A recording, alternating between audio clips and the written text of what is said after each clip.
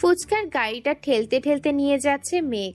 আজকে সে ঢাকা বিশ্ববিদ্যালয়ের ক্যান্টিনে ফুচকা বিক্রি করবে। অনেক রিকোয়েস্টের পর তাকে ক্যান্টিনে ফুচকা বিক্রি করার অনুমতি দিয়েছে প্রিন্সিপাল। যাই হোক, চলেন গল্পে ফেরা যাক। ফুচকার গাড়িটা নিয়ে গেট দিয়ে প্রবেশ করতে যাবে, এমন সময় পেছন থেকে কে যেন মেঘকে ধাক্কা দিয়ে ফেলে দেয় নিচে। আর একটুর জন্য ফুচকার গাড়িটা উল্টে যায় নাই। মাটি থেকে উঠে দাঁড়াতেই দেখতে পেল একটা মেয়ে দাঁড়িয়ে আছে, সাথে কয়েকটা ছেলেও।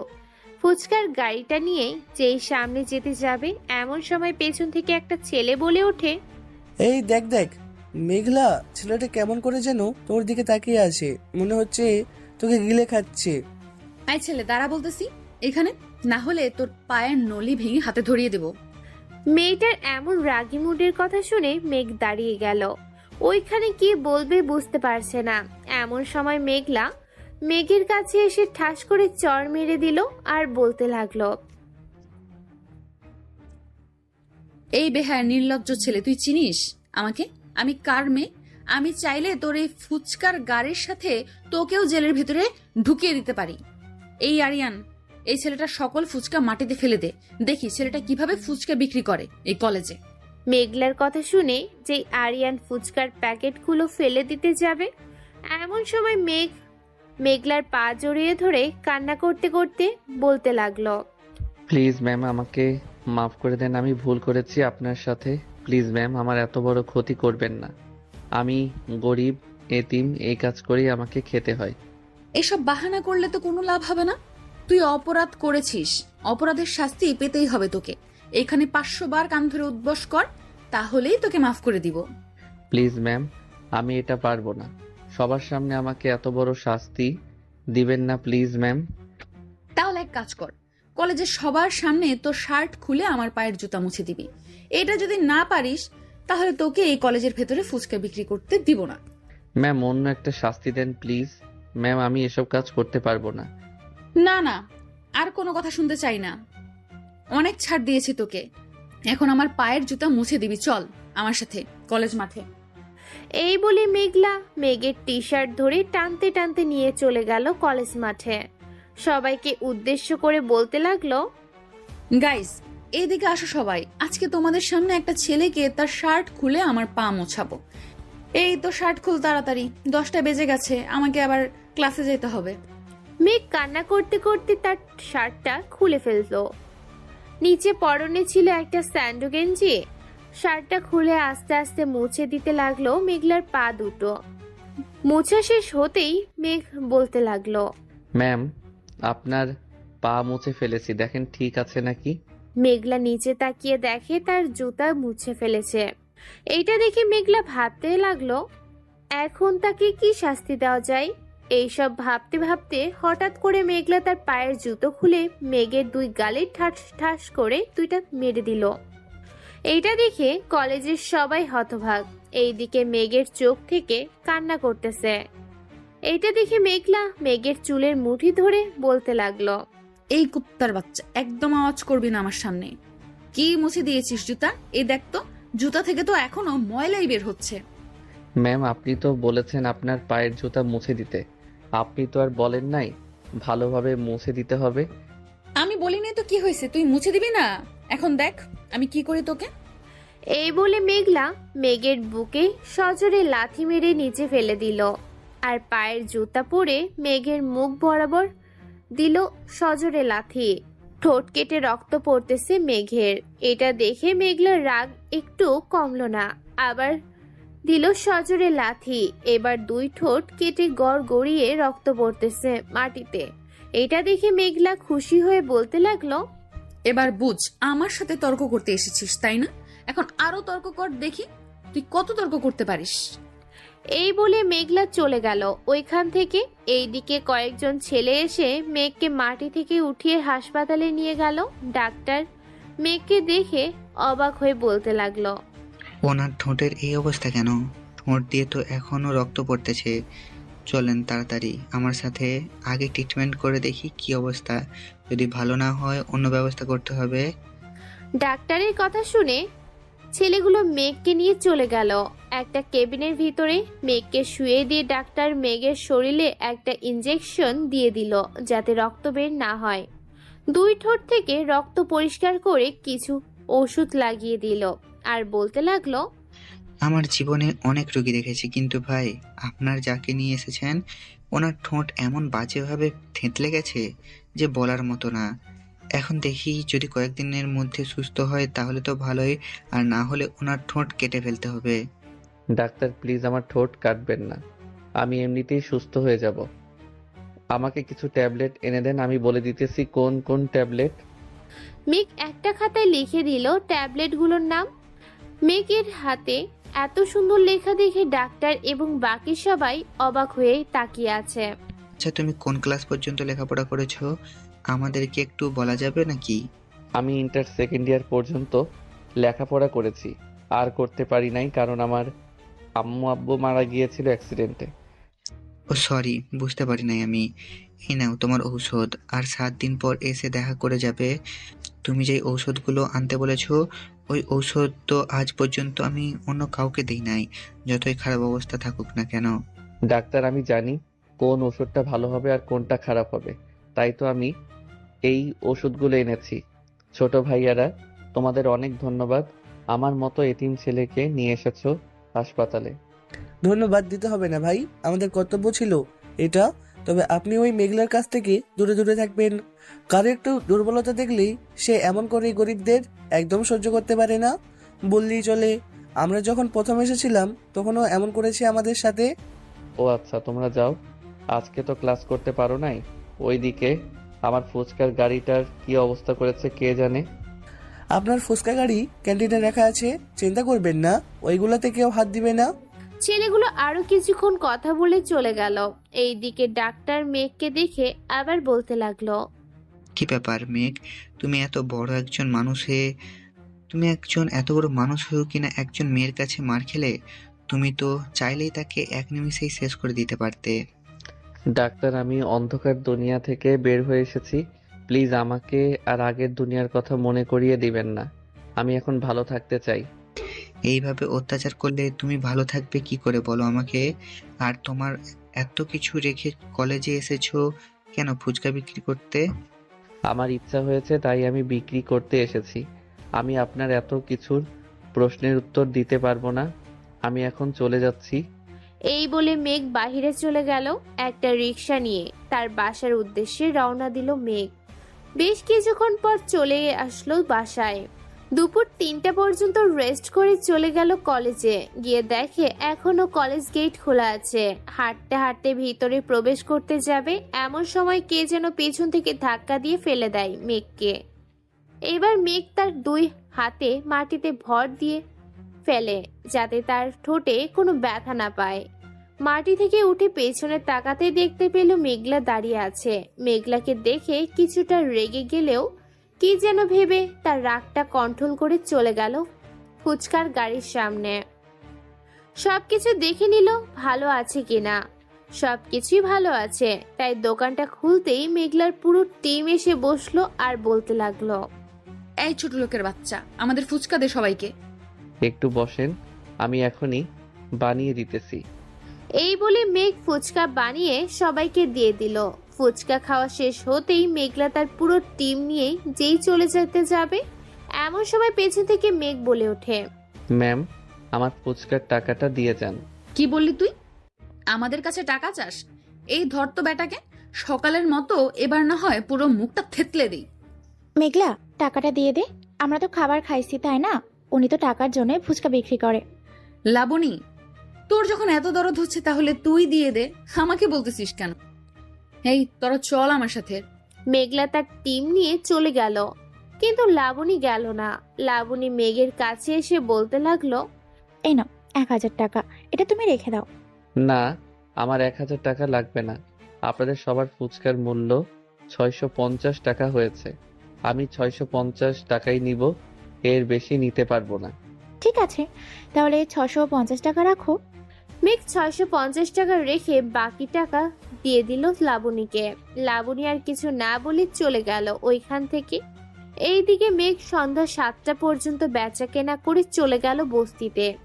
দরজাটা খুলতেই দেখতে পেল একটা খাম পড়ে আছে নিচে। খামটা উঠিয়ে টেবিলের উপর রেখে ফ্রেশ হয়ে চলে গেল পাড়ার মোড়ে রহিমের ছোট্ট হোটেলে। মেঘকে দেখে রহিম বলতে লাগলো, কি রে মেঘ, তোর মুখের এই অবস্থা কেন? এমনি রহিম ভাই, আমাকে রুটি আর কলা দেন তো। তুই একটু নিয়ে খা, আমি একটু কাজ করতেছি রে। ঠিক আছে রহিম ভাই। মেঘ রুটি কলা খেয়ে চলে গেল বাসায়। দরজাটা লাগিয়ে চিঠিটা পড়তে লাগলো। চিঠিতে লেখা ছিল এমন: ভাই, আগামী মাসের 15 তারিখ আপনি যে কলেজে ফুচকা বিক্রি করবেন, ওই কলেজে একটা অনুষ্ঠান আছে। ওইখানে বিখ্যাত ড্রাগস ডিলার নাহিদ চৌধুরী আসবে। তাকে একমাত্র আপনি ধরতে পারবেন, কারণ ওইখানে বাহিরের লোক এলাও না। আরো ইত্যাদি ইত্যাদি কথা লেখা ছিল। মেঘ লেখাগুলো পড়ে আরেকটা চিঠি লিখে দরজার বাহিরে রেখে দিল। এখন আপনারা বলতে পারেন ওই সময় ডাক্তারকে মেঘ কেন বলেছে সে অন্ধকার জগৎ থেকে বেরিয়ে গেছে কেন? আস্তে আস্তে আস্তে আস্তে সব জানতে পারবেন। মেঘ ঘুমিয়ে গেল। ফজরের নামাজের শব্দে ঘুম ভাঙল তার। রুম থেকে উঠে ফুচকার সকল কিছু রান্না করতে লাগলো। রান্না শেষ করতে করতে সকাল 8টা বেজে গেছে। সকল কিছু নিয়ে চলে গেল কলেজে। গিয়ে দেখে কেউ আসে নাই। দারোয়ান দরজা খুলে দাঁড়িয়ে আছে। দারোয়ানকে দেখে মেঘ বলতে লাগলো, দারোয়ান চাচা, আপনি কখন আসেন কলেজে? আমি তো বাবা 8টা 10 বা 15 মিনিটের মধ্যে চলে আসি। আর তুমি এত সকালে আসলে কেন? কলেজ তো শুরু হবে আরো 2 ঘন্টা পর। কিছু জিনিস কাটাকাটি করতে হবে, এর জন্য আগেই চলে এসেছি। ও আচ্ছা, কালকে দেখলাম মেঘা নামের মেয়েটা তোমাকে অনেক মার মেরেছে। তুমি কিছু বলছো না কি তাকে? না চাচা, আমি তো কিছুই বলি নাই। আমার এসব খ্যাত মার্কা ড্রেস দেখে উনি আমাকে মেরেছে। ও আচ্ছা, তুমি একটু ভালো টেস্ট পরে আইসো, তাহলে আর কিছুই হবে না। মেঘলা ও আর তোমাকে মারবে না। চেষ্টা করব চাচা। এই বলে মেঘ চলে গেল। পেঁয়াজ মরিচ আরো ইত্যাদি ইত্যাদি জিনিস কাটাকাটি করে বসে আছে। এমন সময় লাবণী আসলো। লাবণীকে দেখে মেঘ কিছুটা অবাক হলো আর বলতে লাগলো, আপনি এইখানে কি করেন আপু, তাও আবার এত সকালে?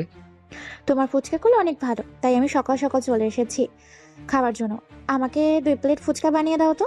ঠিক আছে ম্যাম, আপনি বসেন, আমি এখনই বানিয়ে দিতেছি। আচ্ছা, তুমি কোন ক্লাস পর্যন্ত লেখাপড়া করেছো? তোমাকে দেখে তো মনে হচ্ছে তুমি গরিব ঘরের ছেলে। আমাকে দেখে কেউ বলবে না আপু আমি গরিব। আমি এমনই ভাবে চলি, এতিমদের ফ্যাশন করতে নেই। তোমার মা বাবা নেই? না, আমার মা বাবা নেই। আর আমি ইন্টার সেকেন্ড ইয়ার পর্যন্ত লেখাপড়া করেছি, এরপর আর করতে পারি নাই। এই নেন আপনার ফুচকা। লাবণী আর কিছু বলল না। ফুচকা খেয়ে যে চলে যেতে যাবে এমন সময় হুট করে কোথায় থেকে যেন মেঘলা এসে বলতে লাগলো, বাহ লাবণী বাহ, তুই তো দেখি বেশ ভালোই গরিবদের সাথে মিশে গেছিস। আগে কলেজে আসার সময় আমাকে ফোন দিতি, আজকে একটা ফোনও দেস নাই। তোর তো দেখে অনেক পরিবর্তন হয়েছে দেখতেছি। মেঘলা, মিথ্যে কথা বলবি না একদম। ভালো করে দেখিয়ে দে কতগুলো ফোন দিয়েছি তোকে। না দেখে আন্দাজে কথা একদম বলবি না। মেঘলা ফোন চেক করে দেখে তার ফোনে অনেকগুলো কল এসেছে লাবণীর। তাই আর কিছু বলল না। মেঘের দিকে আর চোখে তাকিয়ে চলে গেল ওইখান থেকে। এইদিকে মেঘ ফুচকা বিক্রি করতে লাগলো। ফুচকা বিক্রি করতে করতে দুপুর 3টার মধ্যে সকল ফুচকা শেষ হয়ে গেল। সবকিছু রেডি করে যেই মেঘ চলে যেতে যাবে এমন সময় পেছন থেকে কে যেন মেঘের মাথা ভারী মারলো। মেঘ তার ফুচকার সকল জিনিসপত্রগুলো নিচে ফেলে দিয়ে পেছনে ফিরতে দেখতে পেল মেঘলা দাঁড়িয়ে দাঁড়িয়ে হাসতেছে আর বলতেছে, কলেজ আমার বাবার, আমি এখানে যা ইচ্ছা তাই করবো, তাতে তোর কি রে ছোট লোকের বাচ্চা? 2 দিন হয় নাই তুই কলেজে এসেছিস আর এসেই আমার বান্ধবীকে পটিয়ে নিয়েছিস, তাই না? এখন বোঝ ঠেলা কাকে বলে। মেঘলা চলে গেল। এইদিকে মেঘ কিছুক্ষণ মাটিতে বসে আছে। বেশ কিছুক্ষণ পর দারোয়ান চাচা মেঘকে দেখে মেঘের কাছে চলে আসলো আর বলতে লাগলো, মেঘ, কি হয়েছে? এইখানে বসে আছো কেন? চাচা, একটু পানি খাওয়াতে পারবেন আমাকে? মেঘলা আমাকে পিছন থেকে হকি স্টিক দিয়ে বাড়ি মেরেছে। বাবা, তুমি একটু বসো, আমি এখনই পানি নিয়ে আসছি। দারোয়ান চাচা দৌড়ে চলে গেল তার কেবিনে। একটা পানির বোতল এনে মেঘের মাথায় কিছুটা পানি দিয়ে দিল আর অল্প একটু পানি খাইয়ে একটা রিকশায় তুলে দিল মেঘকে। কিছুক্ষণের মধ্যে রিক্সা এসে বস্তির গলির সামনে থামলো। মেঘ টাকা দিয়ে ফুচকার জিনিসগুলো নিয়ে চলে গেল তার রুমে। রুমে প্রবেশ করতেই সাথে সাথে মেঘ মাটিতে পড়ে গেল। আর কিছু মনে নেই তার। চোখ খুলতে মেঘ নিজেকে আবিষ্কার করলো হাসপাতালের বেডে। চারিপাশে তাকিয়ে দেখে কেউ নেই। বেশ কিছুক্ষণ পর নার্স আসলো। মেঘের জ্ঞান ফিরেছে দেখে ডাক্তারকে ডেকে আনলো নার্স। মেঘ, এখন কেমন লাগতেছে তোমার?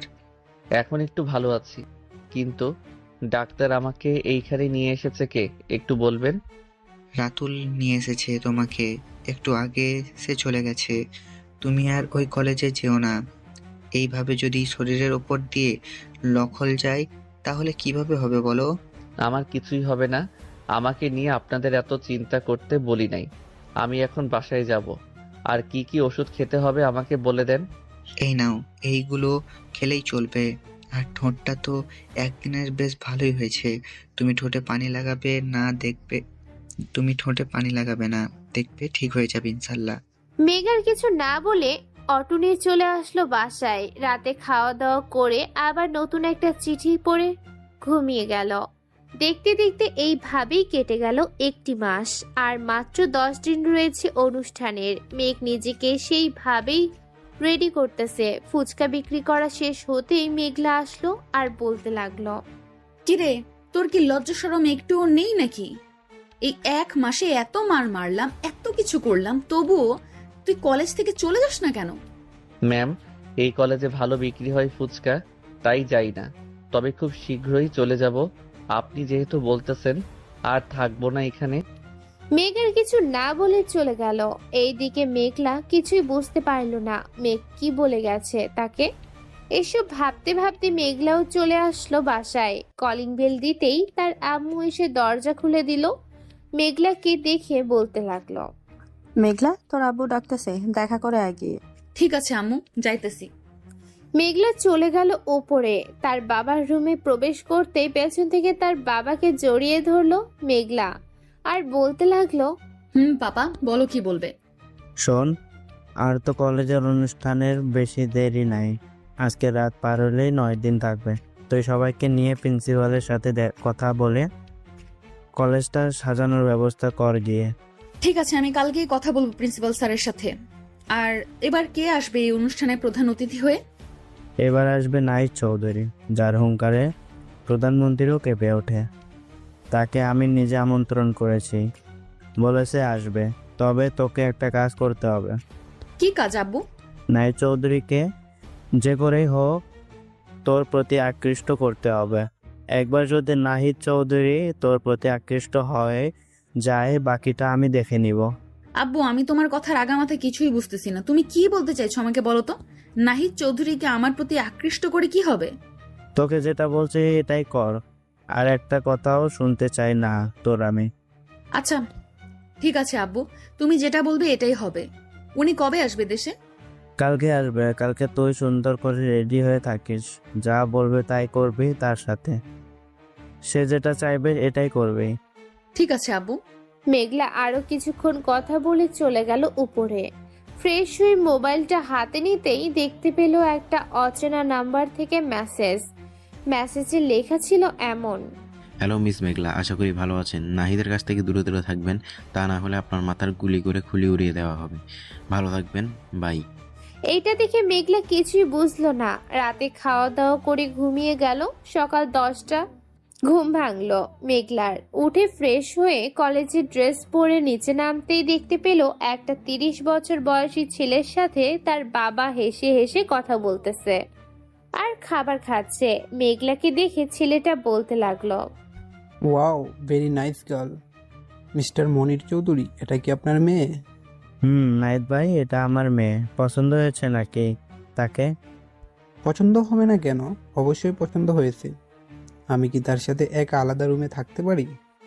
অবশ্যই থাকতে পারেন, কোনো সমস্যা নেই। মেঘলা, আজকে কলেজে যেতে হবে না।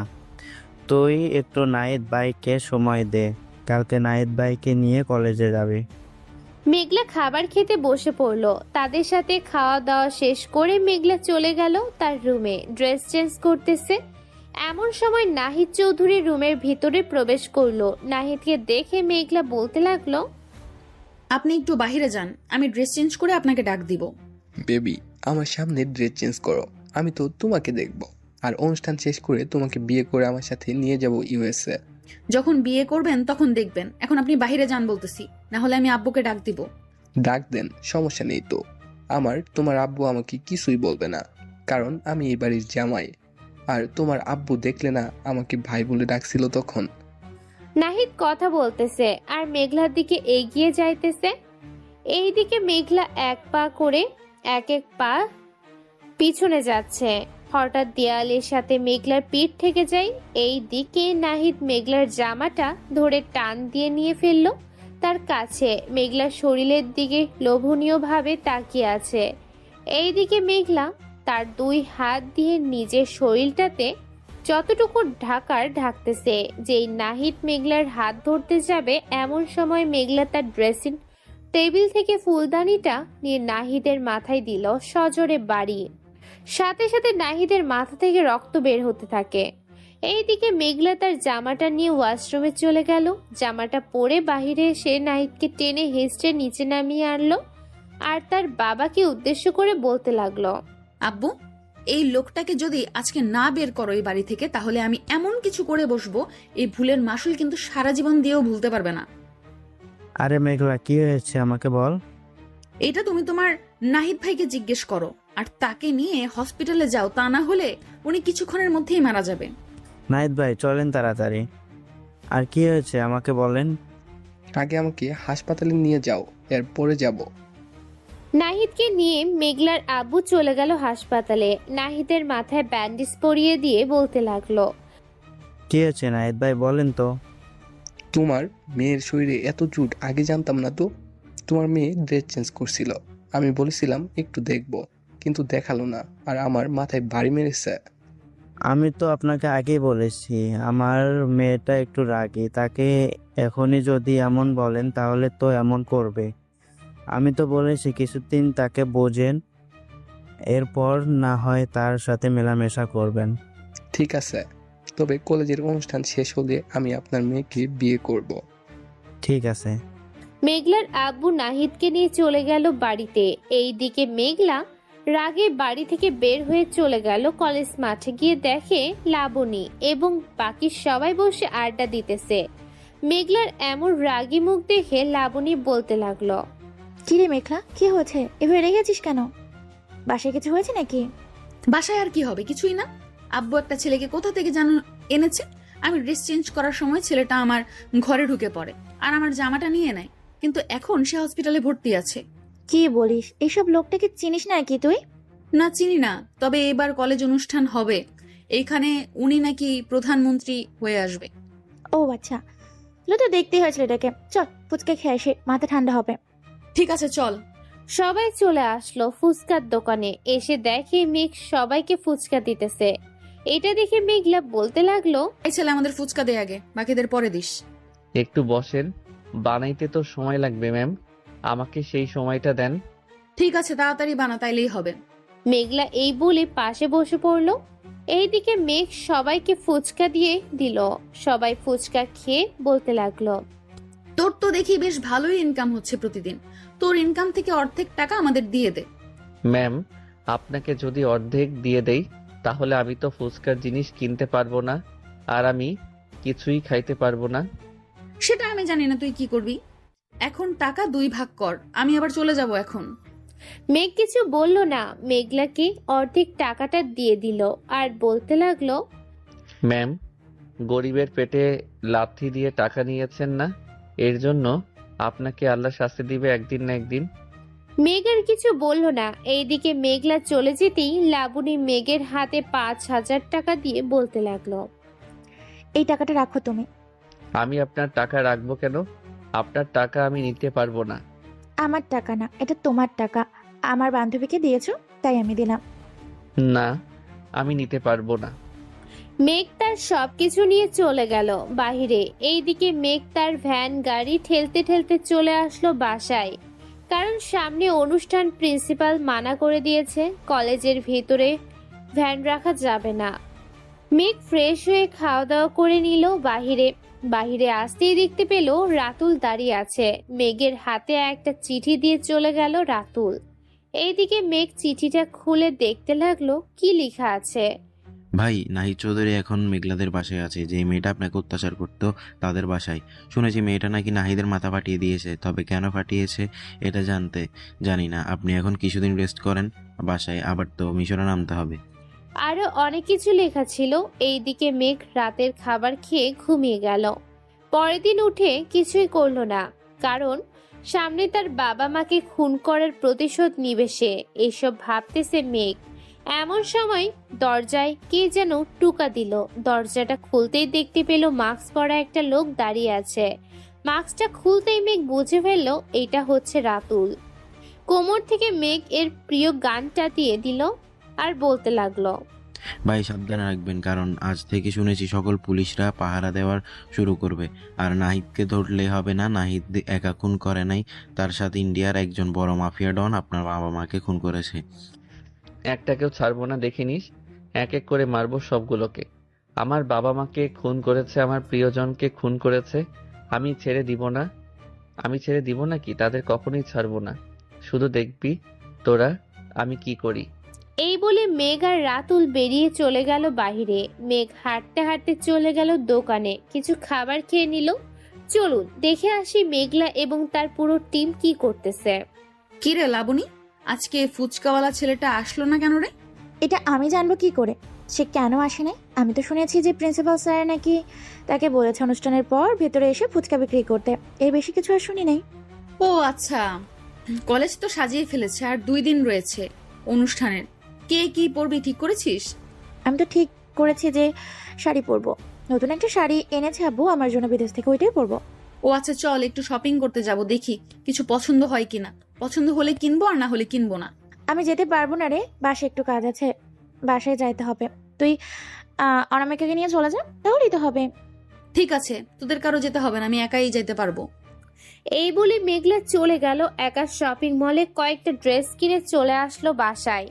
দেখতে দেখতে কেটে গেল 2 দিন।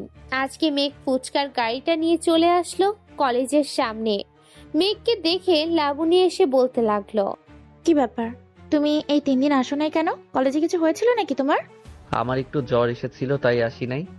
ও আচ্ছা, তো থাকো তুমি। হ্যাঁ, আমরা ভেতরে যাই। লাবণী চলে গেল ভিতরে। সকাল 11টা, অনুষ্ঠান শুরু হয়ে গেছে। এমন সময় কয়েকটা গাড়ি গেট দিয়ে প্রবেশ করলো। গাড়ির ভিতরে ছিল নাহিদ, রফিক, মেঘলার আব্বু আর অনেকজন।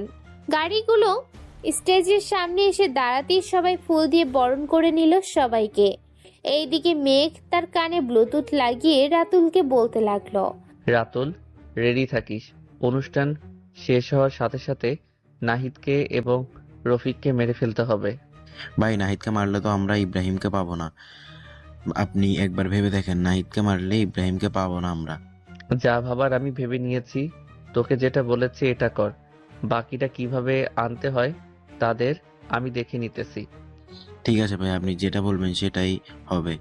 রাতুল 5তলা বিল্ডিং এর উপরে স্নাইপার নিয়ে বসে আছে। কখন অনুষ্ঠান শেষ হবে সেই আশায়। দৈর্ঘ্য 5 ঘন্টা পর অনুষ্ঠান শেষ হলো। যেই নাহিদ সবার কাছ থেকে বিদায় নিয়ে গাড়িতে উঠতে যাবে, এমন সময় রাতুল নাহিদের মাথায় গুলি করে ঝাঁঝরা বানিয়ে ফেলে। হঠাৎ গুলি করার শব্দে সবাই ছোটাছুটি করতে থাকে। এই দিকে মেঘ এই ফাঁকে তার কোমর থেকে পিস্তলটা বের করে নাহিদের বুকে গুলি করে দেয় আরো 3টা। মেঘলার আব্বু ভয় পেয়ে তাড়াতাড়ি গাড়িতে উঠতে চলে যায় বাসায়। এইদিকে নাহিদের নিথর দেহটা পড়ে থাকে কলেজের মাঠে। কলেজের ভিতরে কেউ নেই, সবাই সবার বাড়িতে চলে গেছে। এই দিকে মেঘ রাতুলকে বলতে লাগলো, শোন রাতুল, এখন আমাদের লোকদের বল হেলিকপ্টার নিয়ে কলেজের ছাদে আসতে, আর মুখে মাস্ক পরে আসতে, আমাদের গ্যাংয়ের যাতে সবাই দেখে চিনতে পারে আবার ফিরে এসেছে MK মাফিয়া কিং। ঠিক আছে ভাই, আমি এখনই বলে দিতেছি, ওরা এখনই চলে আসবে, চিন্তা করবেন না। আর আপনি এইখান থেকে চলে যান, না হলে সবাই সন্দেহ করবে। আমি বাড়িতে চলে যাচ্ছি। নাহিদকে নিয়ে গিয়ে আমাকে নিয়ে যাওয়ার জন্য গাড়ি নিয়ে আসবি। আজ থেকে আমার রূপ আবার সবাই দেখতে পারবে। এখন থেকে দিনে দুপুরে পথে ঘাটে খুন হবে।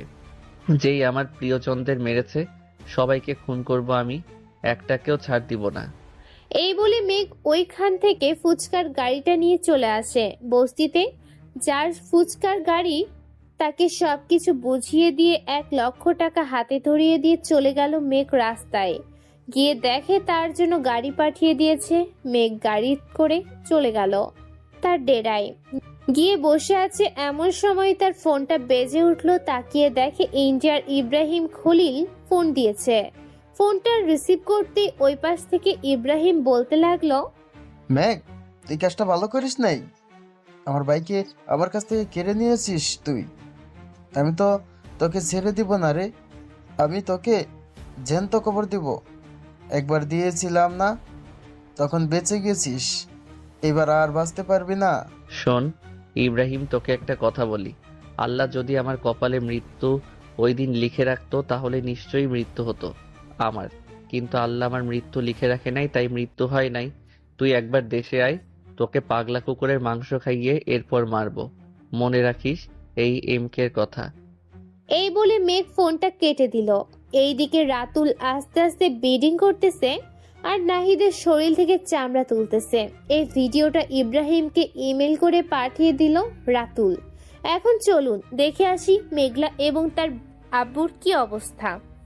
আব্বু ওই লোকটাকে মারলো কে, তুমি জানো নাকি? আমি জানাবো কি করে? আমি তো শুধু ওর সাথে হাত মিলিয়ে কাজ করি, ড্রাগস সাপ্লাই এর।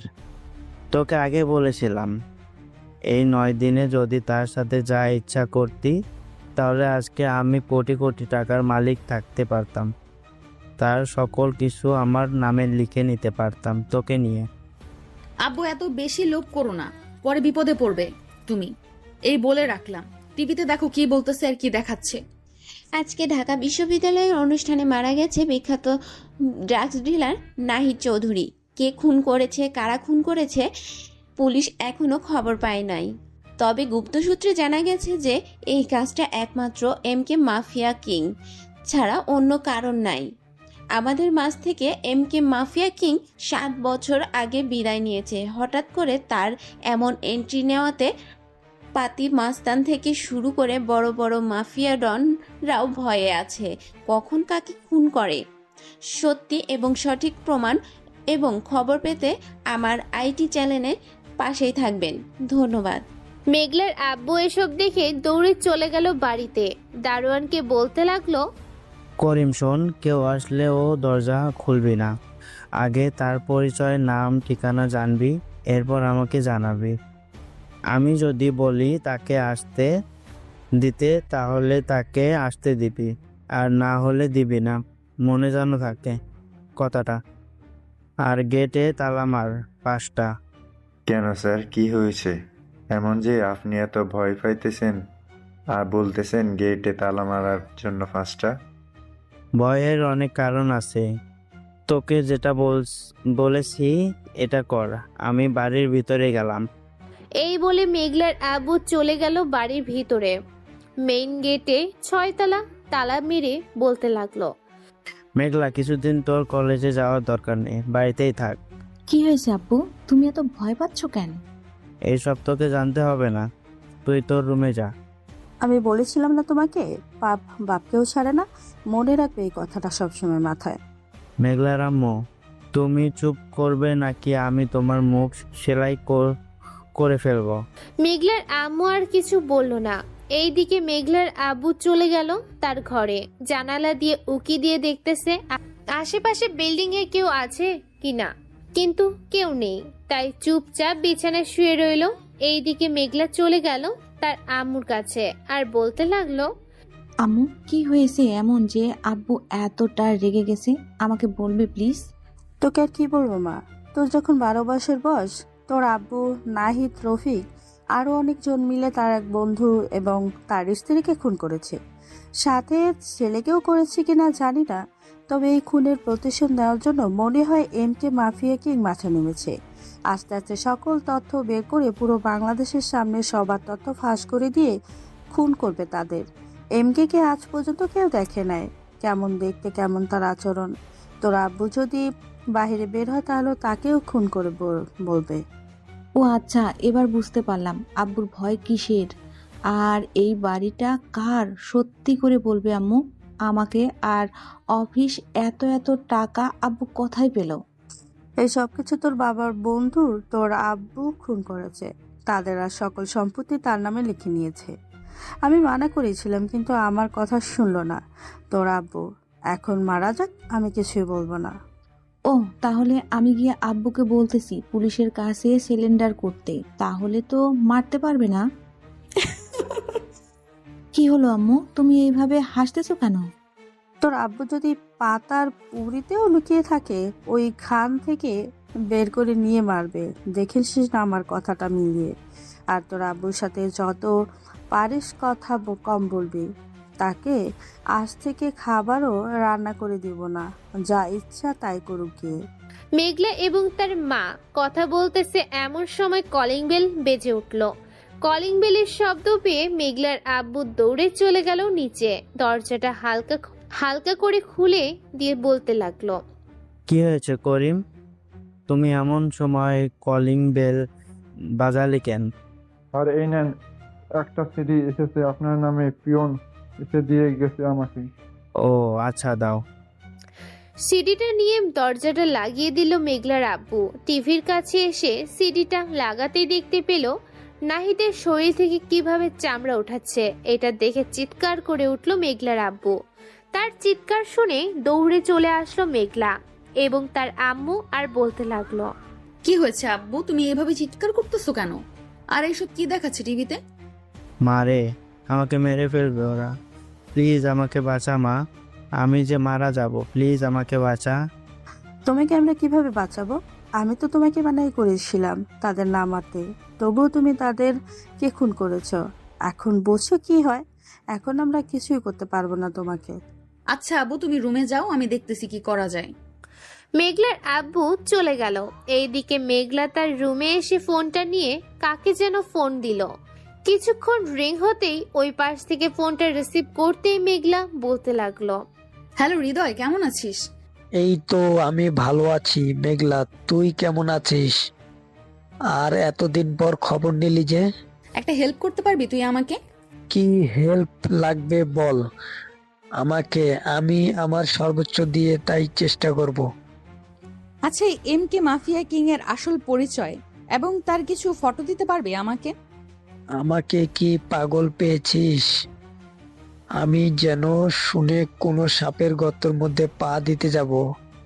আমি সাধারণ একজন ছোটখাটো হ্যাকার, আর তুই বলতেছস মাফিয়া জগতের রাজার সব কিছু দিতে।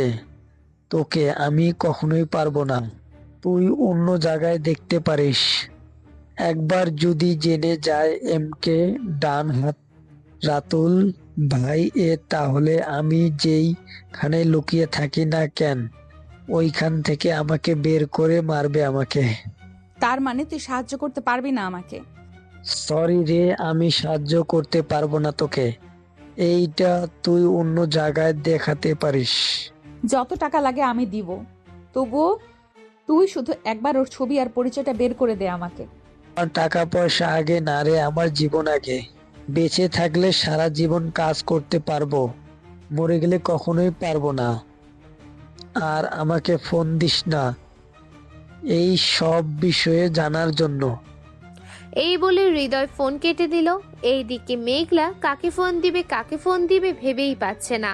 এখন তার মাথায় শুধু ঘুরপাক খাচ্ছে, তার বাবাকে বাঁচাতে হবে যেভাবেই হোক। এইসব চিন্তা করতে করতে ওই দিন রাতুল একটা মেসেজ করছিল। ওই নাম্বারে ফোন দিল।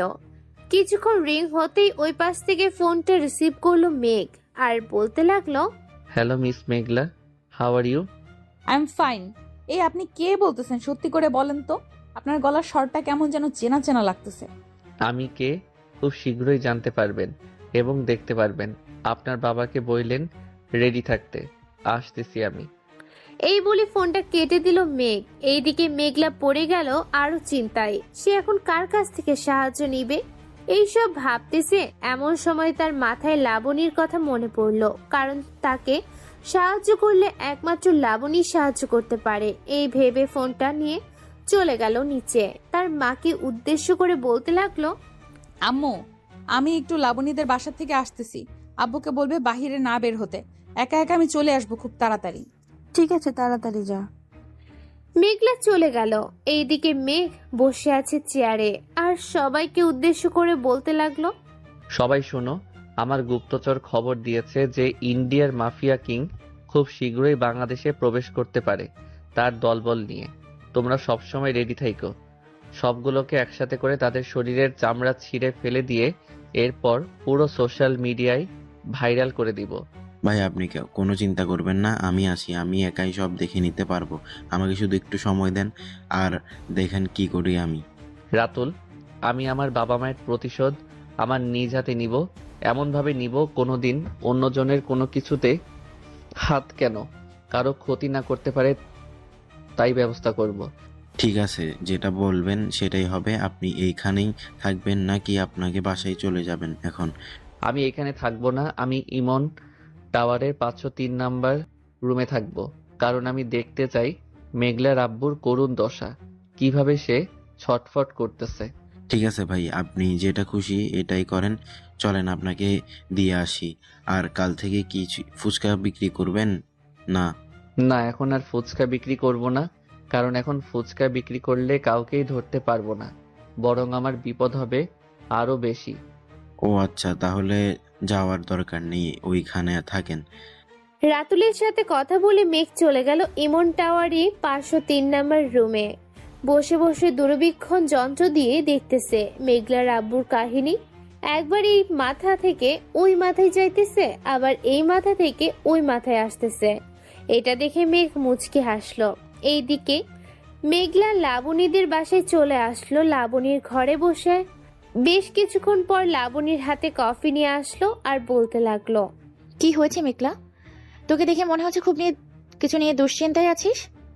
কোনো সমস্যা হচ্ছে নাকি? অনেক বড় সমস্যা হয়েছে। আচ্ছা, তোর সাথে তো পরিচয় কয়েকজন হ্যাকার আছে, তাই না? তাদেরকে একজনের পরিচয় বের করে আনতে বললে বের করে আনতে পারবে নাকি? কার পরিচয় বের করে আনতে হবে আমাকে বল, আমি তাদের সাথে কথা বলে দেখি তারা আনতে পারে কিনা। যত টাকা লাগে আমি দিব, কোনো চিন্তা নেই। তুই বল যে এমকে মাফিয়ার কয়েকটা ছবি আর তার আসল পরিচয় বের করে দিতে। মেঘলার মুখে এমকে নামটা শুনতেই লাবণী 2 হাত পিছনে সরে গেল। বান্ধবী, তুই আমার বাসা থেকে চলে যা। আমি কখনো পারবো না ওনার ছবি বা তার আসল পরিচয় বের করতে, কারণ একবার একজন হ্যাকার ওনার পরিচয় এবং ছবি বের করতে চেয়েছিল। 10 মিনিটের মধ্যে তার লোকেশনে গিয়ে এমকে মাফিয়ার লোকেরা তাকে মেরে রাস্তায় ফেলে দিয়ে গেছে। তা বুঝতে পারছি, তবুও প্লিজ বান্ধবী, আমার আব্বুর জীবন মরণের ব্যাপার। আমি একবার জানতে পারলে আমার আব্বুকে বাঁচাতে পারবো। আমি প্লিজ আমাকে একটু হেল্প কর। আচ্ছা, আমি বলছি তাদের, তুই নিজের মুখেই শোন। এই বলে ফোন দিল 3 জন হ্যাকারকে। গ্রুপ কলে সবাইকে বলতেই সবাই সাথে সাথে না করে দিল। তারা এই কাজ পারবে না। এইদিকে লাবণী কি করবে বুঝতেছে না।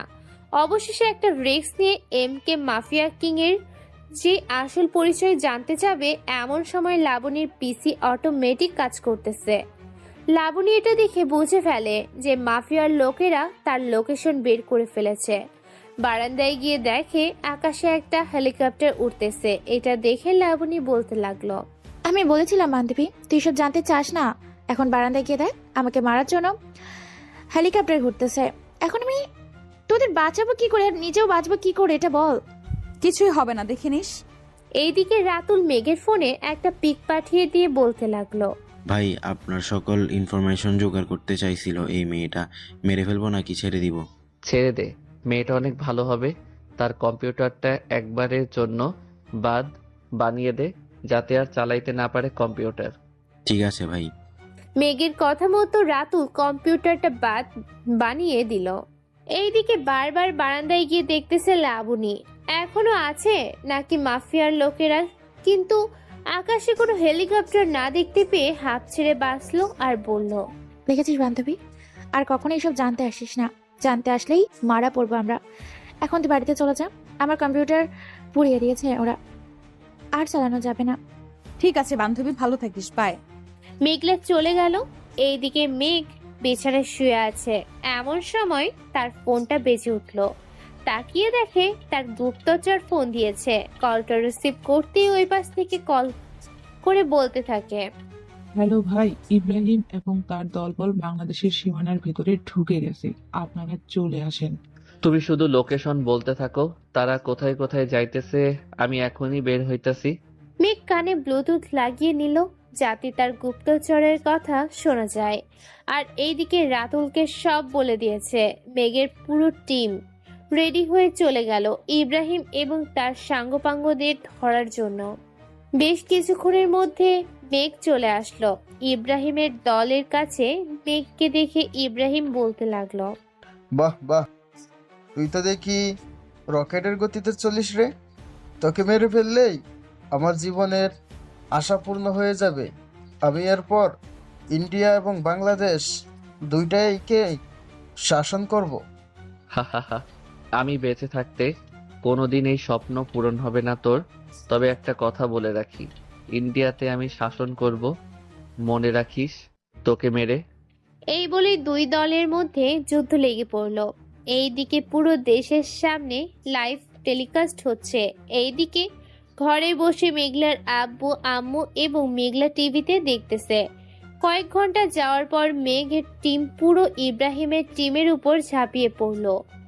5 ঘন্টা 20 মিনিটে মিশন করার পর ইব্রাহিমের সকল সাঙ্গপাঙ্গরা মারা গেল। শুধু বেঁচে আছে ইব্রাহিম এবং তার ডান হাত। ইব্রাহিমের সামনে বসে পড়ল মেঘ, হাতে একটা কাটার। ইব্রাহিমের সকল পায়ের আঙ্গুল কেটে ফেলে দিল।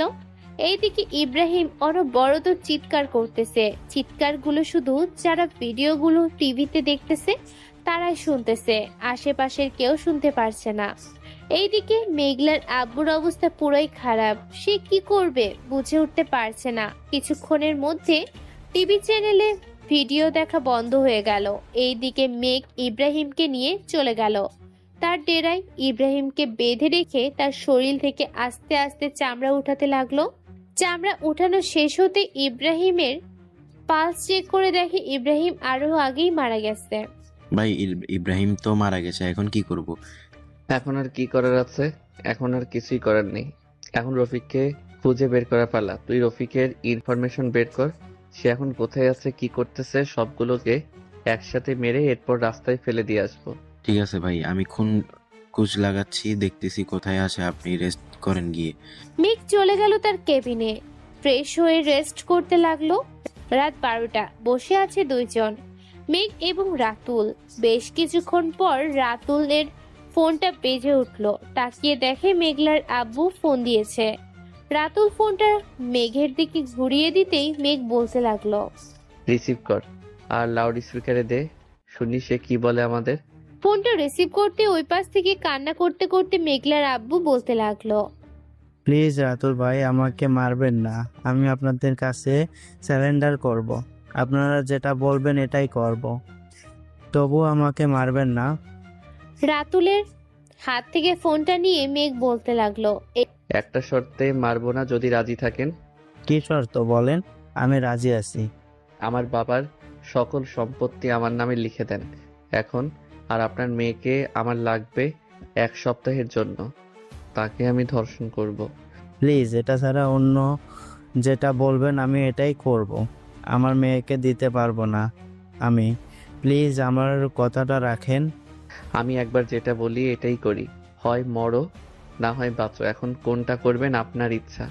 আপনাকে 10 মিনিট সময় দিলাম, আপনি আপনার মেয়ের সাথে কথা বলেন, দেখেন আপনার মেয়ে কি বলে। এই বলে মেঘ ফোনটা কেটে দিল। ফোন কেটে রাতুলের হাতে ফোনটা দিতে রাতুল বলতে লাগলো, ভাই আপনি সত্যি মেঘলাকে ধর্ষণ করবেন? আমি বিশ্বাস করতে পারছি না, আপনি তো এমন ছিলেন না। আমি এমন ছিলাম না, এখন হয়েছি।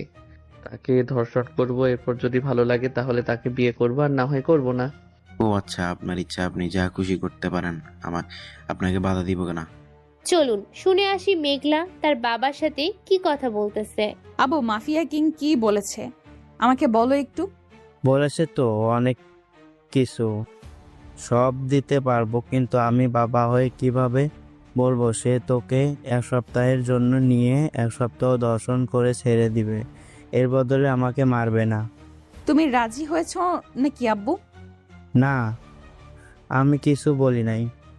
আমি পারবো না তোকে এটা করতে দিতে। তুই রুমে চলে যা, আমাকে মেরে ফেলুক তবুও তোরা ভালো থাক, এটাই চাই। আমি রাজি আছি। তুমি তাকে ফোন দিয়ে বলো যে আমাকে এসে নিয়ে যাওয়ার জন্য, আর কি কি দিতে বলেছে দিয়ে যাও। আমি তোমাকে হারাতে চাই না আব্বু, প্লিজ। না রে মা, আমি এটা পারবো না করতে। তুই তোর রুমে যা, যা হবার হবে, পরে দেখা যাবে। আমি যেটা বলেছি এটাই হবে। ফোন দাও তাদের। মেঘলা তার বাবাকে অনেক জোর করে রাজি করালো। এত সহজে মেঘলা রাজি হয়ে গেল, কিন্তু কিছু তো একটা ঘাবলা আছে। গল্প শুনতে থাকেন, আশা করি সব বুঝে যাবেন। মেঘলার আব্বু ফোন দিল আবার রাতুলের নাম্বারে। রাতুল ফোনটা রিসিভ করতেই এই পাশ থেকে মেঘলা বলতে লাগলো, আমি রাজি আছি। আপনার বসকে বলেন আমাকে এসে নিয়ে যাইতে। আমি আমার কাপড় রেডি করে রেখে। আমার বস আসবে না, আমি আসতেছি এখনই। এই বলে রাতুল ফোনটা কেটে দিল। মেঘের কাছ থেকে বিদায় নিয়ে একটা গাড়ি করে চলে গেল মেঘলাদের বাসার সামনে। বেশ কিছুক্ষণ পর মেঘলা আসলো। গাড়িতে উঠে বসতেই রাতুল তার মুখে একটা রুমাল পরে নিল আর এসিটা ছেড়ে দিল। সাথে সাথে অজ্ঞান হয়ে গেল মেঘলা। বেশ কিছুক্ষণ পর রাতুল মেঘলাকে নিয়ে চলে আসলো ডেরায়। এইদিকে মেঘলার দিকে এক পলক ভাবে তাকিয়ে আছে। এমন সময় রাতুল বলতে লাগলো, আপনার সাথে মানিয়েছিল মেয়েটাকে, কিন্তু আপনি মেয়েটার সাথে এমন করবেন আমি ভাবতে পারি না। আমার ইচ্ছা হয়েছে তাই এমন করব। যদি বিয়ের প্রয়োজন হয় তাহলে বিয়ে করব। আর রফিকের খোঁজ পেয়েছিস নাকি? পেয়েছি, কালকেই তাকে ধরে আনতে যাব। আপনি কোনো চিন্তা করবেন না, কালকে সকাল 10টার মধ্যেই সে আপনার সামনে উপস্থিত থাকবে। ঠিক আছে, আমি এখন যাচ্ছি। আমার আর মেয়েটার জন্য বিরিয়ানি পাঠিয়ে দিস আমার কেবিনে। আপনি যান, আমি নিয়ে আসতেছি এখনই। মেঘলাকে কাঁধে তুলে নিয়ে চলে গেল তার কেবিনে। বেশ কিছুক্ষণ পর রাতুল গিয়ে খাবার দিয়ে আসতেই মেঘ দরজা জানালা লাগিয়ে দিয়ে মেঘলার হুঁশ ফিরালো। মেঘলার হুঁশ ফিরতেই দেখতে পেল একটা ছেলে মাস্ক পরে দাঁড়িয়ে আছে তার সামনে। এটা দেখে মেঘলা বলতে লাগলো, এই আপনি কে আর এইখানে কি করেন? আমি কে আমার আসল পরিচয় না হয় পরে জানবে। এখন না হয় খাবার খেয়ে নাও। আবার তো আপনাকে ধর্ষণ করব এখন। এখন খাবার খাবো না, আমার ক্ষুধা নেই। আপনি আপনার কাজ করতে পারেন। মেঘলার কথা শুনে মেঘ আর কিছু বলল না। মেঘলার জামাগুলো খুলে ফেলো এক টানে। এইদিকে মেঘলা মাথা নিচু করে বসে আছে। এটা দেখে মেঘ বলতে লাগলো, এইভাবে বসে থাকলে কিভাবে হবে? রেসপন্স যদি না করেন তাহলে তো কোনো মজাই পাবো না আপনাকে ধর্ষণ করে। আচ্ছা আসেন, এখন থেকে রেসপন্স করব। এইদিকে মেঘ লাইট না নিভিয়ে দিয়ে ডিম লাইটটা জ্বালিয়ে দিয়ে মেঘলাকে আদর করতে লাগলো। আদর করার সময় মেঘলার পুরো মুখ লাল হয়ে যাচ্ছে। ভোর 5টা পর্যন্ত আদর করে মেঘ বলতে লাগলো, গোসল করে খাবারটা খেয়ে নিন, আপনাকে ঘুমের ইনজেকশন দিব। ঠিক আছে, ওয়াশরুমটা কোন দিকে একবার যদি দেখিয়ে দিতেন তাহলে ভালো হতো। ওই যে ওইটা ওয়াশরুম। মেঘের কথা শুনে মেঘলা চলে গেল ওয়াশরুমে। ফ্রেশ হয়ে খালি গায়ে চলে এসেছে মেঘের কাছে। মেঘলার খালি গা দেখে বলতে লাগলো, কি ব্যাপার, কাপড় পরবেন না? কাপড় পরে কি হবে? আপনি তো আমাকে ধর্ষণ করেছেন এবং আরো 6 দিন করবেন। তাহলে কাপড় না পরাই ভালো। আর আমাকে তো অজ্ঞান করে রাখবেন। কেই বা আসবে দেখার জন্য? কেউ আসবে না, তবে খালি গায়ে শোয়া ভালো না। জিনেরা শারীরিক সম্পর্ক করে। পোশাক পরে নেন। আর কি কি লাগবে বলেন? আর কিছুই লাগবে না আমার, তবে একটা কথা রাখবেন আমার। কি কথা বলেন? আমাকে বিয়ে করবেন আপনি? সেটা পরে ভেবে দেখা যাবে, আগে 7 দিন যাক, এরপর। এই নিন, খাবার খেয়ে ঘুমান। মেঘলা খাবার খেয়ে ঘুমিয়ে গেল। এইদিকে মেঘ ফ্রেশ হয়ে বাহিরে এসে দরজায় তালা লাগিয়ে দিয়ে চলে গেল রাতুলের কাছে আর বলতে লাগলো, কিরে, রফিককে এনেছিস নাকি? এনেছি। তা ভাই, প্রথম রাত কেমন কাটলো? বেশ ভালোই কেটেছে। আচ্ছা তুই এক কাজ কর, আজকে রাতে একজন কাজী নিয়ে আসবি আর মেঘলার বাবার নাম্বারে ফোন দে তো, আমি কথা বলি। এই নেন, রিং হচ্ছে, কথা বলেন। একবার রিং হওয়ায় সাথে সাথে ফোন রিসিভ করলো মেঘলার বাবা আর উত্তেজিত কণ্ঠে বলতে লাগলো, বাবা, আমার মেয়ে কেমন আছে? আমার মেয়ে সুস্থ আছে তো? আপনার মেয়ে সুস্থ আছে, তাকে নিয়ে চিন্তা করতে হবে না আপনার। আমার কথাগুলো মন দিয়ে শুনেন। আপনি এখন আমার বাড়িতে আছেন, তবে থাকেন। আপনার মেয়েকে আমি আজকে রাতে বিয়ে করব। এখন আপনি রাজি হন বা না হন তাতে আমার কিছুই যায় আসে না। সন্ধ্যা 7টার দিকে আপনার বাড়ির সামনে গাড়ি চলে যাবে। আপনি এবং শাশুড়ি আম্মাকে বলবেন চলে আসতে। এই বলে মেঘ ফোন কেটে দিল। সকাল 10টায় রফিককে বেঁধে রেখেছে গাছের সাথে। মেঘের হাতে বড় একটা তলোয়ার। এটা দেখে রফিক বলতে লাগলো, ভাই আমাকে ছেড়ে দেন, আমি তো আপনার কোনো ক্ষতি করে নাই, তাহলে আপনি কেন এমন করতেছেন? আমার ক্ষতি করিস নাই তো আমি জানি, কিন্তু ওরা আমার কাছ থেকে আমার বাবা মাকে কেড়ে নিয়েছিস, তাদের দুজনকে মেরে ফেলেছিস তোরা। সত্যি করে বল কে কে মেরেছিস? সত্যি করে বলতেছি, আমি নাহিদ আর ইব্রাহিম মেরেছি। একসাথে মেঘলার বাবা শুধু ভিডিও করেছে, তবে মেঘলার বাবা বাধা ছিল অনেকবার, কিন্তু আমরা কেউ শুনি নাই। তাদের মেরে ফেলেছি। ও আচ্ছা, এখন মেরে ফেলেছিস, এখন তোর কি শাস্তি হবে ধারণা আছে তোর? বল তো কি শাস্তি হবে তোর? আমি জানি, আমাকেও তাদের মতো করে মারবি তুই, এটা আমার জানা আছে। না, আমি তোকে অন্যভাবে মারবো। আজকে সন্ধ্যা 7টায় সবার সামনে তোকে মারবো। আর ইব্রাহিম এবং নাহিদের লাশ দেখবি নাকি? এই রাতুল রফিককে নিয়ে যা তো ইব্রাহিমের লাশ আর নাহিদের লাশটা দেখিয়ে আন গিয়ে। ঠিক আছে ভাই, আনতেছি। রাতুল রফিককে নিয়ে চলে গেল ইব্রাহিম আর নাহিদের লাশ দেখাতে। এইদিকে নাহিদের লাশ পচে গন্ধ বের হচ্ছে, এটা দেখে রাতুল বলতে লাগলো, ভাই নাহিদের লাশ পচে গন্ধ বের হচ্ছে, আমাদের পাগলা কুকুরদের গিয়ে দিয়ে দিব নাকি খাবার জন্য? দিয়ে দে।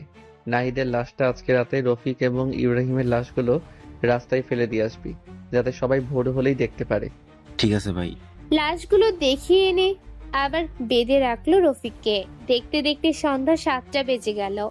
বেশ কিছুক্ষণ পর মেঘলার আম্মু আব্বুকে নিয়ে আসলো। মেঘলার আম্মু মেঘের দিকে করুণ দৃষ্টিতে তাকিয়ে আছে, কিছু বলার চেষ্টা করতেছে, বলতে পারছে না দেখে মেঘ বলে উঠল, রাতুল এই নে ঘরের চাবি। মেঘলাকে জ্ঞান ফিরিয়ে দিয়ে শাশুড়িকে ঘরের ভিতরে রেখে আয়, কাজী আসলে মেঘলাকে বের করা হবে। ঠিক আছে, চলেন আমার সাথে আপনি। মেঘলার আম্মু চলে গেল। এইদিকে মেঘলার আব্বু দাঁড়িয়ে আছে দেখে বলতে লাগলো, চেয়ারে বসে পড়েন, আপনাকে মারবো না। সামনে একবার তাকিয়ে দেখেন তো চিনতে পারেন নাকি লোকটাকে। রফিক, তুই এইখানে? হুঁড়ে বন্ধু, আমাকে বাঁচা তুই, আমি মরতে চাই না, আমাকে প্লিজ বাঁচা তুই। আমি নিজেই তো বাঁচা মরার জায়গায় আছি। আমার মেয়ে আমাকে বাঁচানোর জন্য ধর্ষণ হয়েছে। আমি তোকে আগে বলেছিলাম মারিস না, তোরা তো মানলি না, মেরে দিলি সবুজকে। এখন বোঝ কি হয়। আপনাদের কথা শেষ হয়েছে নাকি? শেষ হলে বলেন, আমি আমার কাজ করব। শেষ হয়েছে। তবে রফিক তো তোমার বাবার অর্ধেক সম্পত্তি লিখে নিয়েছে, এখন কি করবে তুমি? এটা নিয়ে চিন্তা নাই, আমার বাবার সম্পত্তি আমি দিয়ে নিয়েছি, কেউ আমাকে আটকে রাখতে পারবে না। এই বলে মেঘ তার রামদাটা নিয়ে রফিকের 2 পা বরাবর দিল সজোরে কোপ। সাথে সাথে পা দুটো আলাদা হয়ে গেল। মেঘলার আব্বু এটা দেখে ওইখান থেকে চলে গেল। এইদিকে মেঘের তার সাঙ্গুবাঙ্গুরা রফিকের শরীরে ছুলিয়ে ফেলল। রফিক কিছুক্ষণের মধ্যে মারা গেল। রাত 10টা, কাজী আসতে বিয়ে পড়িয়ে দিয়ে চলে গেল কাজী। এইদিকে মেঘলার আব্বু বলতে লাগলো, বাবা, আমি যদি ভুল করে থাকি তাহলে আমার উপর প্রতিশোধ নিও। আমার মেয়ের কোনো ক্ষতি করবে না। আমি আজকে গেলাম বাবা, আর এইখান থেকে আমার মেয়েকে নিয়ে তুমি তোমার বাড়িতে চলে যাও। আমি বস্তিতে গিয়ে থাকবো। বস্তিতে থাকতে হবে না আপনাদের, আপনি ওই বাসায় থাকেন, আমি 2 দিন পর আপনার মেয়েকে নিয়ে আসতেছি। আর আমার মুখ তো আপনারা 2জন দেখেছেন, আশা করি কাউকে বলবেন না, বললে সোজা উপরে পাঠিয়ে দিব। এই বলে মেঘ তার 2 জন লোক দিয়ে মেঘলার আব্বু আম্মুকে পাঠিয়ে দিল বাড়িতে। মেঘ খাবার নিয়ে রুমে প্রবেশ করতে মেঘলা এসে সালাম করলো। মেঘ মেঘলাকে উঠিয়ে বুকের সাথে চেপে ধরলো আর বলতে লাগলো, আমাকে না তুমি দেখবে, এই দেখো আমি কে। মেঘলা মেঘের মুখের দিকে তাকিয়ে বাকরুদ্ধ হয়ে গেল। ফুচকাওয়ালা কিভাবে একজন মাফিয়া কিং হতে পারে, এটা ভেবেই পাচ্ছে না মেঘলার এত ভাবনা দেখে মেঘ বলতে লাগলো, এখন ভাবাভাবি বাদ দিয়ে খাবার খাও, আমি আবার তোমাকে ধর্ষণ করব। কালকে তো ধর্ষণ করেছেন, আজকে বিয়ে করেছেন, আজকে আমাকে কিভাবে ধর্ষণ করবেন বুঝলাম না। কালকে যেভাবে করেছি ওইভাবে করব, তাহলেই তো ধর্ষণ হবে। 2 জন খাওয়া দাওয়া করে কিছুক্ষণ গল্প করে বসে আছে। এইদিকে মেঘলা মেঘের দিকে এমন ভাবে তাকিয়ে আছে, চোখ দিয়ে গিলে খেয়ে ফেলবে মেঘকে। এটা দেখে মেঘ বলতে লাগলো, কি ব্যাপার এইভাবে তাকিয়ে কি দেখতেছো আমার দিকে? কিছু না। মেঘ মেঘলাকে বুকে টেনে নিয়ে মেঘলার ঠোঁট জোড়া তার দখলে করে নিল। দেখতে দেখতে কেটে গেল 2 দিন। আজকে মেঘ আর মেঘলা চলে যাবে তাদের বাড়িতে। সবকিছু রেডি করে সবার কাছ থেকে বিদায় নিয়ে চলে গেল মেঘ আর মেঘলা। বিকালে রুমে বসে আছে এমন সময় মেঘলার আম্মু আসলো তার আর বলতে লাগলো, বাবা কি খাবে তুমি বলো? এখন তো আম্মা শীতকাল, আমাকে তেলে পিঠা বানিয়ে দেন। আম্মার হাতে তো আগে তেলে পিঠা খেয়েছি অনেক। ঠিক আছে বসো, আমি বানিয়ে আইনা দিতেছি। মেঘ বসে রইল। এইদিকে মেঘলা কার সাথে যেন কথা বলে ব্যালকনি থেকে আসলো। বেশ কিছুক্ষণ পর কলিং বেলটা বেজে উঠল। মেঘলা দরজা খুলতে দেখতে পেল লাবণী পুলিশ নিয়ে দাঁড়িয়ে আছে। পুলিশের এসআই মেঘকে দেখে সালাম দিয়ে বলতে লাগলো, আসসালামু আলাইকুম স্যার, আপনি এইখানে? এসআই সাহেব, তা আপনি এ বাড়িতে এসেছেন কেন? কোনো দরকার নাকি? আমাকে ফোন দিয়ে বলেছে ইব্রাহিম আর নাহিদের খুনি এই বাড়িতে আছে, তাই আমি এসেছি। মেঘ একবার মেঘলার দিকে তাকাতেই মেঘলা মাথা নিচু করে নিল। এটা দেখে এসআই বুঝে ফেলল মেঘের কথা বলেছে এই, তাই এসআই আর কিছু না বলে চলে গেল। এইদিকে লাবণী মেঘের সামনে এসে বসে এক পলক তাকিয়ে বলতে লাগলো, আমি কখনো ভাবতে পারিনি আপনি একজন মাফিয়া কিং হবেন। দিন আমার কেন যেন সন্দেহ হয়েছিল আপনি রাতুলের সাথে কথা বলছিলেন অনেক, কিন্তু পরে আর এইসব নিয়ে ঘাটাঘাটি করিনি। যাই হোক মেঘলা, তুই তোর জামাইকে ধরিয়ে দিতে চেয়েছিলি। তোর বাবা তোর অপরাধ করেছে। তোর বাবাকে তো মারে নাই উনি। আমার বাবাকে মারা নাই তো কি হয়েছে? আরো নির্দোষ মানুষকে খুন করেছে উনি, তাই আমি পুলিশ ডেকেছি। মেঘলার মুখ থেকে এমন কথা শুনে ঠাস ঠাস করে মেঘলার আব্বু মেঘলার গালে চর বসিয়ে দিল আর বলতে লাগলো, তুই জানিস তারা কি কাজ করছে না? জেনে না বুঝে তুই নির্দোষ মানুষকে কিভাবে পুলিশের হাতে তুলে দিতে চাস? বাবা, মেঘলাকে মাফ করে দাও, ও বুঝতে পারে নাই। আরে আব্বু, মাফ চাইতে হবে না। আমি আজকে এই বাড়ি ছেড়ে চলে যাব। আম্মু আমাকে কয়েকটা পিঠা বানিয়ে একটা বক্সে করে দিয়ে দেন, আমি উপরে যাইতেছি। এই বলে মেঘ চলে গেল উপরে। গিয়ে তার ব্যাগ গুছাচ্ছে এমন সময় কোথা থেকে যেন মেঘলা এসে মেঘের পা জড়িয়ে ধরে কান্না করতে করতে বলতে লাগলো, প্লিজ আমাকে মাফ করে দাও, আমি আর কখনোই এমন করব না তোমার সাথে। আমি বুঝতে পারি নাই, প্লিজ আমাকে মাফ করে দাও। ঠিক আছে, মাফ করে দিলাম, এখন যাও। তুমি এই বাড়ি থেকে যাবে না কোথাও, এই বাড়িতেই থাকবে। বসো, তোমার জন্য পিঠা নিয়ে আসতেছি। মেঘলা চলে গেল পিঠা আনতে। মেঘ পিঠা খেয়ে নিল। দেখতে দেখতে কেটে গেল 2টি দিন। আজকে মেঘলাকে সাজাবে, নতুন করে বাসর হবে মেঘ এবং মেঘলার। রাতে খাওয়া দাওয়া শেষ করে বসে আছে মেঘলা তার রুমে। এইদিকে মেঘ চলে গেল রুমের সামনে। আল্লাহর নাম নিয়ে ভিতরে প্রবেশ করতেই মেঘলা এসে পা ধরে সালাম করলো। মেঘ মেঘলাকে জড়িয়ে ধরে দাঁড়িয়ে রইল কিছুক্ষণ। এমন সময় মেঘলা বলে উঠল, এখন চলো নামাজ আদায় করে নেই। চলো। দুইজনে নামাজ আদায় করে বিছানায় এসে বসে পড়ল, কিন্তু দুইজন দুইজনের দিকে তাকিয়ে রইল। এইদিকে মেঘ তার পকেট থেকে একটা সোনার চেন বের করে মেঘলার গলায় পরিয়ে দিল। মেঘলার চেনটা দেখে বলতে লাগলো, বেশ সুন্দর হয়েছে তো চেনটা। তোমার জন্য বানিয়েছি। ভালো হয়েছে। এই, আমার একটা কথা রাখবে? কি কথা বলো? আমাকে টুইন বেবি উপহার দিতে পারবে? দিতে পারবো, তবে অনেক ব্যথা পাবে তুমি, কষ্ট হবে তোমার। সমস্যা নেই, আমি রাজি আছি। আর কষ্ট হলে তুমি আদর করে কষ্ট কমিয়ে দিবে। তা তো দিবই। এই বলে মেঘ মেঘলার উপরে ঝাঁপিয়ে পড়ল। আস্তে আস্তে মেঘলার সকল শরীরে কিস করতে লাগলো, ঠোঁটে, মুখে, গালে, কপালে, পেটে আরো ইত্যাদি ইত্যাদি জায়গায় কিস করতে লাগলো মেঘ। বাকিটা ইতিহাস। আরে আর একটু রয়েছে, শুনে যান। মা গো, মরে গেলাম, খুব বাঁচাও গো আমাকে। এবার শেষ।